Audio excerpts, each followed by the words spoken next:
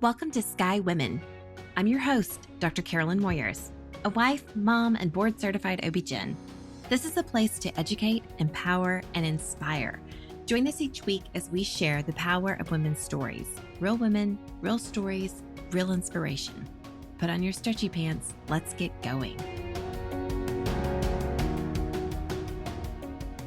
Hi, welcome to Sky Women. I am so excited that you decided to join us today. We have a special guest with us, Dr. Meaghan Nelsen. She is, get this, friends, Dr. Nelsen is originally from New York.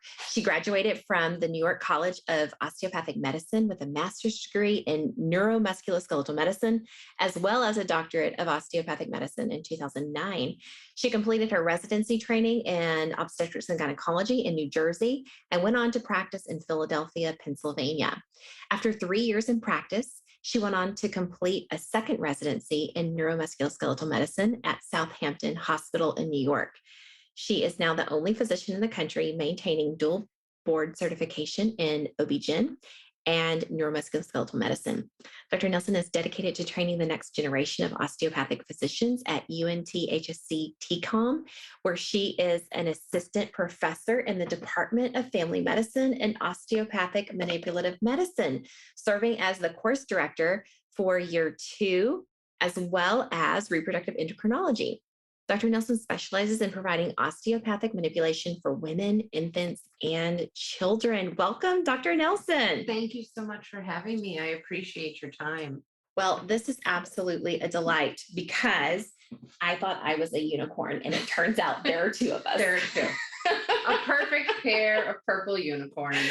That's right. Or the purple cow. Have you read that book? No. Okay. I'll have to add it to my children's library. Well, it's actually a book about business and about how you find that unique thing. Like, you know, maybe it's Starbucks and their hospitality and their lattes, right? I mean, I'm not sure I want to be compared to a cow, so I'll stick with unicorn for now. But I agree with the purple part for sure. Okay, so we're purple unicorns. So we are both OBGYNs and we are both neuromusculoskeletal medicine physicians. That's right. And it's really exciting because we are bringing this skill set to women and infants. So tell me, first of all, one, this is totally fascinating. So we met because a medical student rotating at Baylor said, you know, Dr. Moyers, you need to talk to Dr. Nelsen because she does this thing. And I'm like, hey, I do that too. Like, this is so amazing. So I think we kind of formed an instant friendship. Oh, absolutely. Yeah. Like long lost soul sister I never knew I had. Yeah. Exactly. So talk to me about your journey in medicine and in motherhood, because I think that kind of changes and evolves all of us, right? Absolutely. Okay. So let's talk about how we kind of got to the point of, I'm going to go do a second residency and I have a baby. So much like you went to an osteopathic medical school, I went to NICOM, whereas you were here in Texas. I am a New Yorker. And just like you, did the undergraduate fellowship. It was slightly different at my medical school where we actually ended up with a master's degree. They were priming you for a career in academic medicine, doing this osteopathic manipulation. But despite the encouragement from my professors, I said, oh, no, I'm going to deliver babies. I'm going to be an OBGYN. And graduated and went and did that residency and was in practice for 3 years with a wonderful group of amazing physicians, but something was still missing. And that was starting to nag at me. And then I was pregnant with my first child, delivered her, and was set to go back to work and couldn't. Too much was missing at that point. I wasn't loving enough what I was doing or didn't feel good enough about what I was doing for 24 hours, 30 hours for these shifts, where I was going to leave my new baby at home. And so she helped me make a decision that was already kind of brewing in the back of my mind, thinking that I know I can help my patients more, but my current practice model, working for the hospital, my practice wasn't designed to support the skills that I knew I had. And so after some conversations with my preceptors and my professors who had always been mentors back in medical school, I said, I'm kind of thinking about doing this thing. And they said, absolutely do it. Go do the second residency in neuromusculoskeletal medicine, reinforce your skills, reinforce your confidence, and be this purple unicorn. So it was really quite a homecoming, going back to a New York institution, part of the NICOM system. And I did 1 year and it was amazing. And I haven't looked back since. That is really cool. So I want to describe to everybody, because most who are listening are not physicians and may not understand exactly what we're talking about. Sure. So everybody knows what an OB-GYN is, right? So Right. in OB-GYN world, we're delivering babies, we're doing pap smears, we're doing all the things related to women's health. The difference is that when we're delivering babies come at all hours. It's Correct. very demanding. You're doing 24, 48, sometimes 72-hour shifts if you're covering the whole weekend. Mhm. It is intense. The daily grind of practice can be very busy. You could be Correct. seeing anywhere from 25 to 40 patients a day. For sure.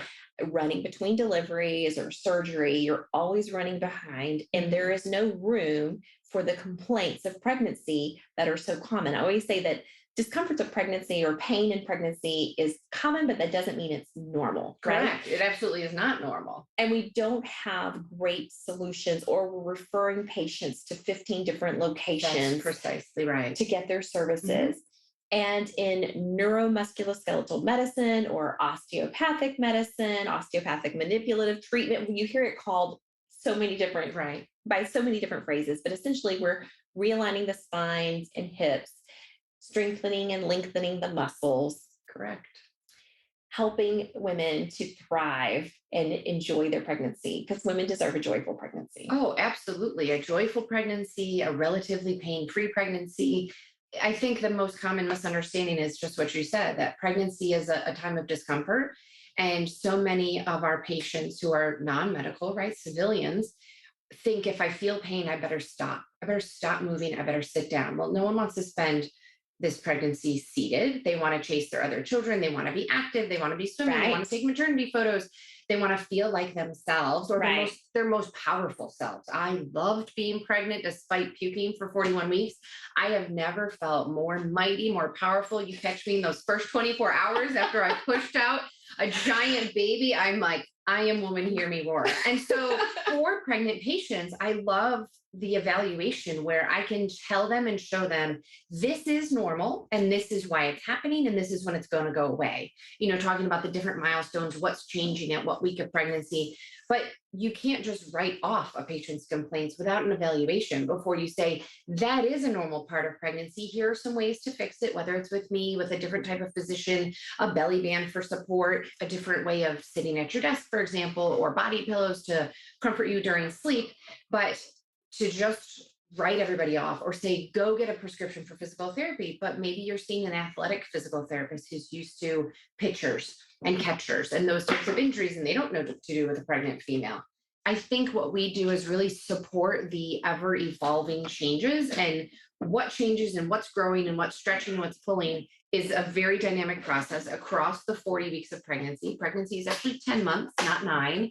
Right. And so, right, I'm sorry. Plus the 4th trimester. I mean, it's not as bad as an elephant gestation. That's a full 2 years, but we come in just under that. Your needs, your wants, your wishes, and the demands on your body are changing throughout that time. And so to just give a one-size-fits-all prescription of good luck, take some Tylenol. Don't even get me started on the safety of Tylenol. That's a whole other podcast. But I think that's doing women a disservice. And I knew it. It just needed enough time to kind of creep up in my brain where I wasn't okay with it anymore. Once I was a pregnant woman suffering, it was not okay because I needed one of us to help me when I was pregnant, and none of us existed. There were no unicorns. Right. And so I suffered. Right. Knowing that I shouldn't have been. I just didn't have a trusted osteopathic physician nearby where I was practicing. And I decided enough was enough and put my foot down and became a unicorn. I love it. So this is really interesting because I always say I was pregnant with my first child when I did the neuromusculoskeletal medicine fellowship, and I didn't have anybody to treat me.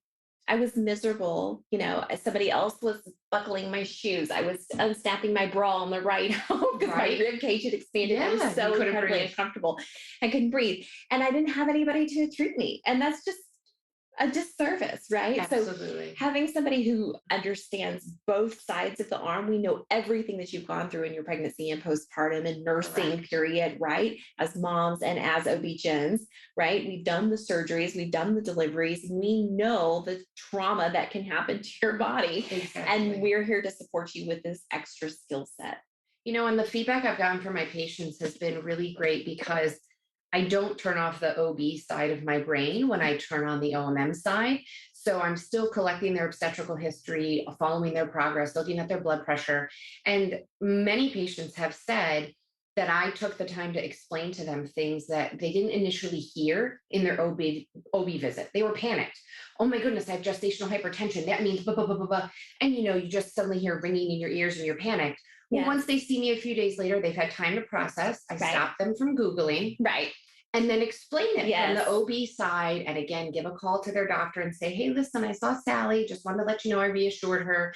Thanks so much. We're on the same page. We're telling her the same information. But it's just another time to hear that same counseling. So you're not wondering and worrying for 3 weeks until you see your OB again. They Yeah. really are getting supervision more frequently, kind of a 360-degree view. It's Yeah. not just, I popped in for a 2-minute belly Yes. check.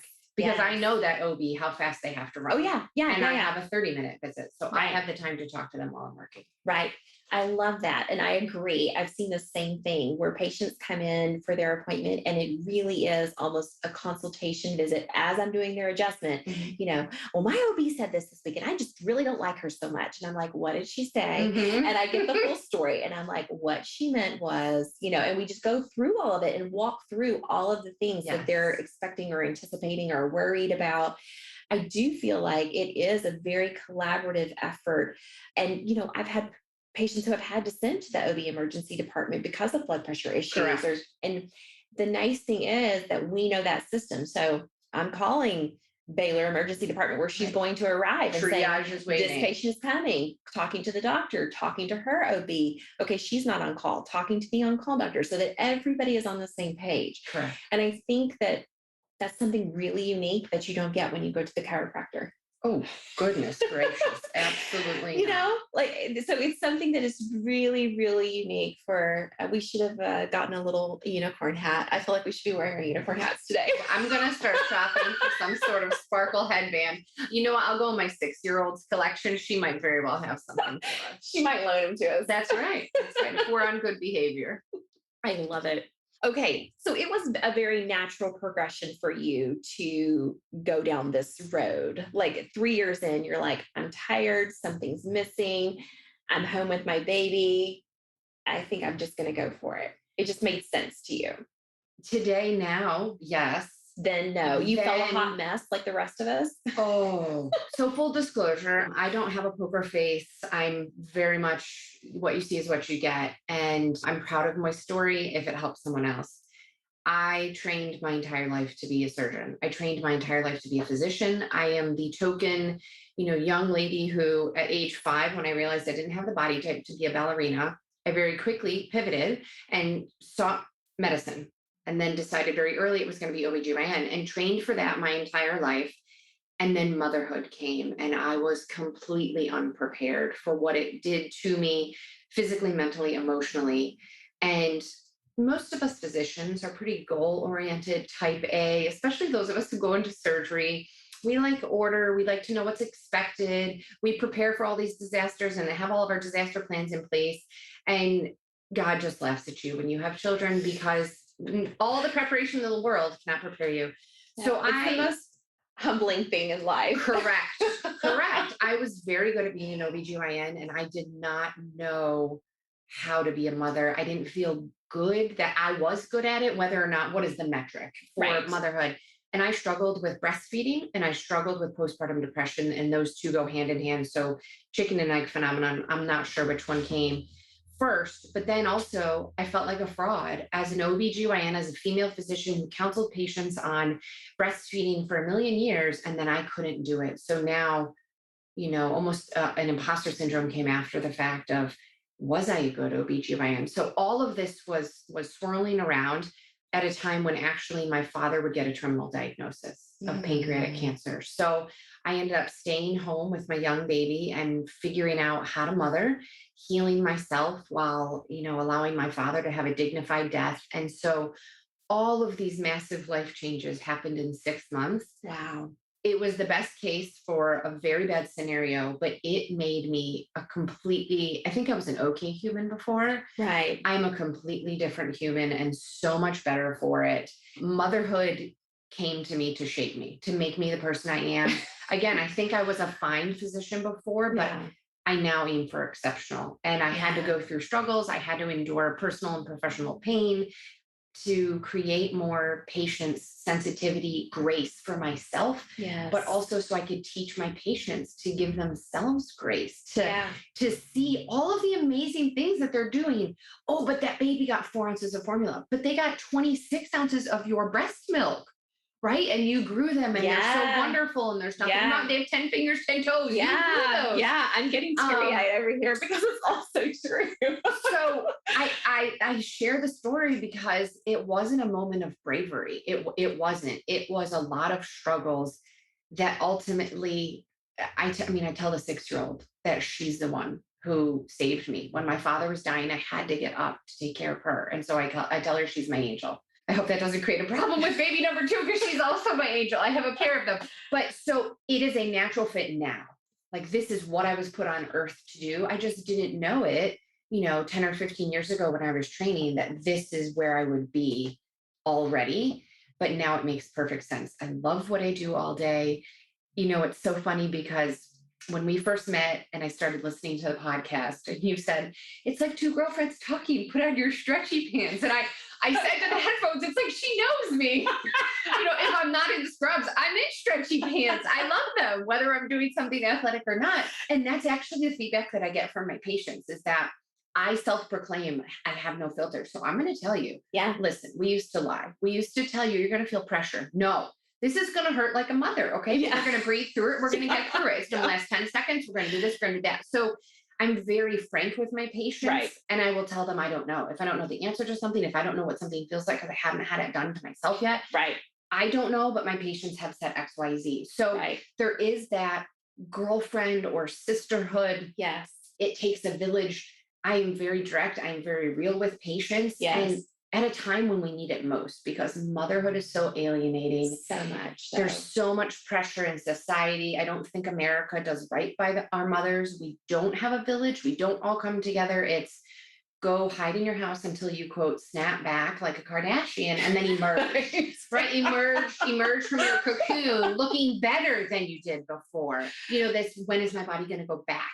Where did it go? Right. You grew a human. It didn't go anywhere. It just progressed, right? So now it's a perfectly natural fit. And I feel like I'm trying to basically do my penance. I'm trying to give back to all the mothers what I felt like I didn't have the first time I had a baby. Oh, I love that. I love that. That's a beautiful story. My sob story's over now. No, I almost cried. I love it all. I love it all. My journey in motherhood, I had very easy pregnancies. The nausea and the discomforts, right? But no problem. But I didn't have any medical problems. And then nursing was super easy for me. I could have nursed a couple of kids. Oh, not the same. But even so, I just think that I followed this inner voice, this desire just for something different and more. Not that what everybody else is doing is not fine, right? But it does take an amount of courage to step out from doing the traditional academic role or the traditional private practice role that you see. Yes. Because everybody, I've had colleagues who be like, okay, so what are they going to pay you for? What are you doing exactly? Witchcraft. Not really understanding what it is that we do and that we're offering to women. And I just think that it's really fun to see how well this skill set really marries in and collaborates with so many of the specialties, not only our OB/GYN colleagues, right? And our midwives and our doulas, but the lactation consultant and the pelvic floor physical therapist. And who am I leaving out? Pediatricians work very closely with them. Sure. So let's talk about that. The role for osteopathic medicine in babies.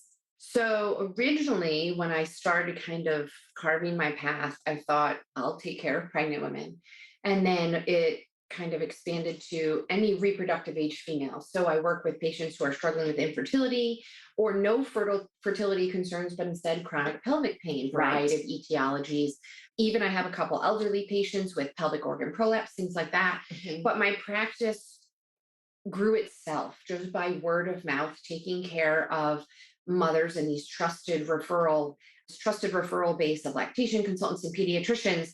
My practice now is very largely, I mean, yesterday in clinic, it was basically baby day. I had one pregnant female and everyone else was a baby. Now, I may have taken care of that mom, or this might have been a new baby sent to me by either the pediatrician or the lactation consultant. And so breastfeeding, I think, because of my struggles, I now work so hard to help anyone else who is struggling, who is not a gifted dairy cow. I wish I could have been. Now that cow I would be compared to. I would be okay. I did better my second time around. So I have two different experiences to share with patients, but when they are defeated and cracked and bleeding and sore and feel like formula is the F word and it makes them a failure, like all of that, I am there to trash those notions and build these moms back up. But also breastfeeding is a two-person activity. It is not just on mom. Right. It is mom and baby learning each other. Right. And talk about, I mean, we became fast friends, but these babies and moms have just met. And then we say, okay, coordinate yourselves, get together and breastfeed. Right. So the pressure we put on the baby, they have to coordinate, suck, swallow, and breathe. So that's basically us learning how to hold our breath and swim underwater. They need to learn that in the first hour after the delivery, right? Crawl up with your blind little baby eyes, find your mommy's breast, and figure out how to, not suffocate and extract milk. Ready, go. And mom, you're never used your nipples like that before, but get ready, hold on tight. Right. Be okay with the pain. It'll get better, right? That's what we say. And so I really work to help support mom. And there are some osteopathic structural concerns that contribute to lactational issues, right? So clogged ducts, the drainage or the sewer system of a mom's chest, head, and neck can contribute to clogged ducts, milk blebs, mastitis, issues with milk supply. And then also there are issues with postpartum depression that impact breastfeeding and breastfeeding that impacts postpartum depression. So I work kind of that vicious circle on the maternal side of things. But then on the baby side, which is often the more problematic one, mom thinks it's her, but it's often more times baby.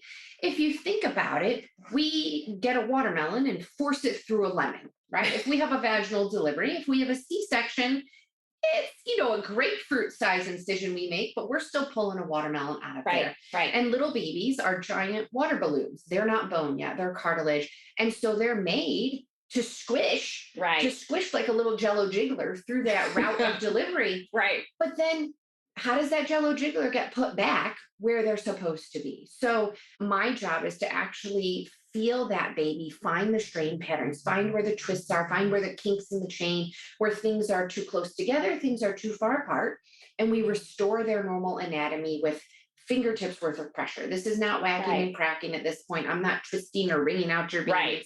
It is actually like, it looks like I'm just squeezing their cheeks, but I'm working on their cheekbones. I'm working on their cheek muscles. And we do latching in my office following OMT. So work on the baby, hear mom's concerns, and I can always put the pieces of the puzzle together. This is why the baby does that weird thing on your right breast only. And then they gasp the air, and then they get the colic, and then they get the reflux, and then they're uncomfortable because they've thrown up and now they're hungry, and the whole circle starts again. So we work on unwinding that baby, correcting their anatomy.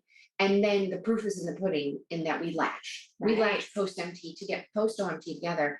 And the moms are like, oh, it's never been like this before. And that is like my moment of vindication. You know, if I didn't think that what I was doing worked, I have that moment. And it also is really wonderful for my medical students because it's direct feedback. It's instant gratification for everyone in the room. And then the mom gets that confidence boost of it's not me. It is us. We're still learning, but also that this is something we can do. Right. So how soon do moms make it to your office? So if I had privileges, not every labor and delivery unit has osteopathic physicians. Where I trained, we saw moms and babies immediately postpartum. Yeah, oh, I love seeing the little babies in the nursery. Yeah. So you go see all in the newborn baby nursery, right? Same with peds is traveling and doing their morning rounds. The babies are in their little buckets, their little Tupperwares. We would stop by and check babies and then go and see all moms postpartum and see everybody before discharge. And some people, that's all they need. Others will follow up. Right. Here, my practice is all outpatient. So if I've been seeing mom during pregnancy, she will make appointments knowing I might go into labor anytime now. Right. We just call, we convert it to a postpartum visit, no problem. And I say, whenever you're ready to leave the house. Right. So I know in the first, days, 2 weeks of life, especially if baby is breastfeeding and you're going to the pediatrician for a lot of weight checks, I say, if that's overwhelming, I never want coming to see me to be a point of stress. Right. But I've had moms come in 7 days, 10 days, whenever they feel ready, if I'm convenient to them, but I have other moms who are driving 40, 50 minutes to come in. Right. So the sooner the better. We can do the most work in the first 6 weeks postpartum for mom before those pregnancy hormones that make you all stretchy and bendy are gone. We really do have a full 12 weeks, but we get more bang for your buck in the first 6 weeks. So I don't want to say put you back together because you're not Humpty Dumpty and you didn't fall off a wall. No. But we can realign. Correct. Restore your anatomy and promote an amazing postpartum experience because you're doing a lot physically, mentally, emotionally at that point. Your body needs to be optimized for that. Absolutely. And then we start with babies visits. And a lot of times it's a 1 or 2 week follow-up. I follow my babies closely because breastfeeding is a scary time. I know that I felt like, oh, we got a great latch with the lactation consultant. And she said, okay, bye, see you in a month. How am I gonna do this again at home? Right. It's like when the hairdresser fixes your hair and you're like, will I ever be able to recreate this? Exactly. I followed all the steps she did, and yet I look like Cousin It. Like, where did it go wrong? I did the products out of order. I'll just put it in a ponytail. That's precisely right. So I never want the moms to feel like they're riding off into the sunset alone. So we arrange close follow-up of 1 or 2 weeks. Now I always tell them, if everything is perfect, you call and say, I'll see you in a month, or I don't need you anymore. We had a weight check and it was great. But I also like patients to know that they are not alone in this. They are not, if there are concerns, there are worries, something changes acutely, I always say, call me, we'll sneak in over lunchtime, whatever. Close follow-up for the babes. But most of my breastfeeding babies have what I called graduated. By 3 or 4 months, they don't need me anymore. Perfect. Okay, I love that. I had a lot of ideas come to mind. One, I have a perfect example for us. Shout out to my patient who was just in before we're recording, that she's 3 weeks postpartum and she had severe preeclampsia, the whole magnesium recovery after pushing for 4 hours. An attempted forceps delivery to get baby out and then going for a C-section. So we're 3 weeks out and her and baby, she was so brilliantly scheduled an appointment to see me. Breastfeeding is going well, but she's like, I think baby's neck baby turns to the left more, Absolutely. And of course she has got a lot of tension in her upper back and in her pelvis, right? And so there's just a lot that we need to help realign to help her feel more empowered in her body. Exactly. And also, God bless, that poor baby's head. They both have, that is an exceptional case. You do not have to have all of those diagnoses on your chart to qualify to see us. True. What we take care of during pregnancy really shifts immediately postpartum. If we take care of your pelvis and diaphragm, we then will suddenly shift our focus to basically belly button and above. Because where you suffered with all of this low back, hip, pelvic complaints during pregnancy, then you start the newborn life, right? Whether you're breastfeeding or not. Where you're leaning into baby. Correct. You have these elbows up at the side, like these bat wings, right? So you basically start wearing your shoulders as earrings and you're holding that newborn baby for 24 hours a day, bouncing, rocking, securing a latch. So then you're in this position and you're tense because you're so afraid if you move, the baby's going to fall off. So neck and shoulders.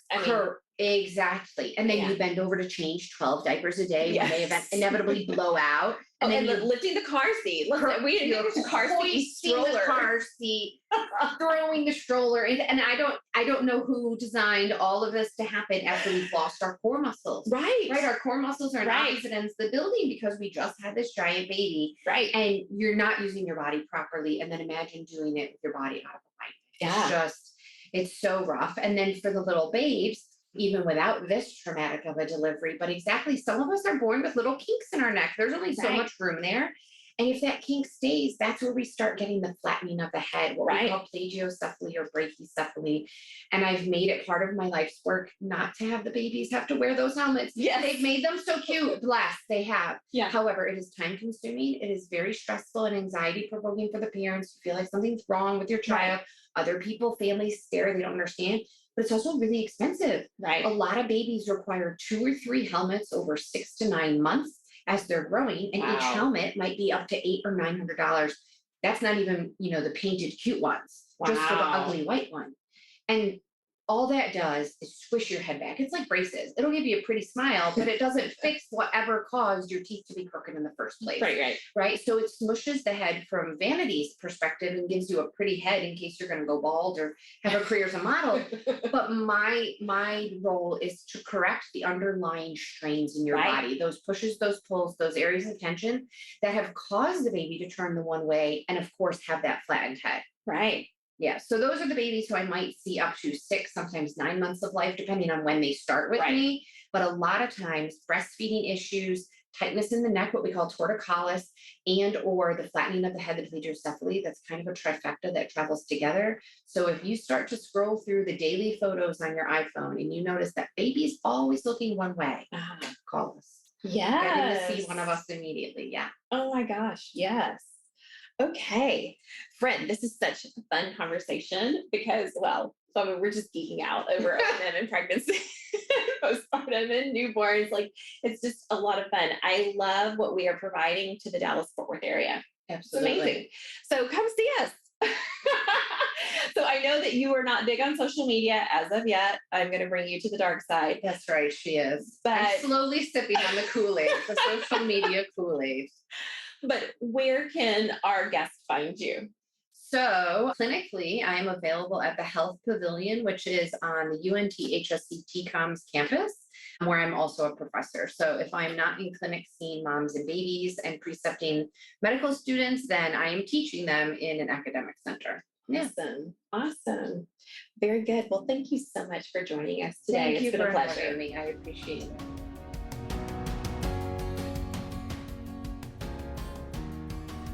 All right, Sky community, thank you for listening to another episode. This episode was sponsored by Sky Women's Health. As a reminder, we're in the Dallas-Fort Worth area, and we help relieve back pain and pelvic pain in pregnancy and beyond. If you are pregnant and having pain and you feel like you have no reliable way to relieve it, look us up at skywomenshealth.com, request an appointment, and we'll call to get you scheduled. As a board-certified OB-GYN with a neuromusculoskeletal medicine fellowship, I help you realign with hands-on drug-free treatment and relieve pain on the spot without medication. We'll help you maintain these results through your pregnancy and postpartum period. Every pregnant person deserves this, and we are so excited to serve you. You can find us on our website, as mentioned, or on social at Sky Women's Health, or you can call the office at 817-915-9803. That's it for today. Until next week, be well.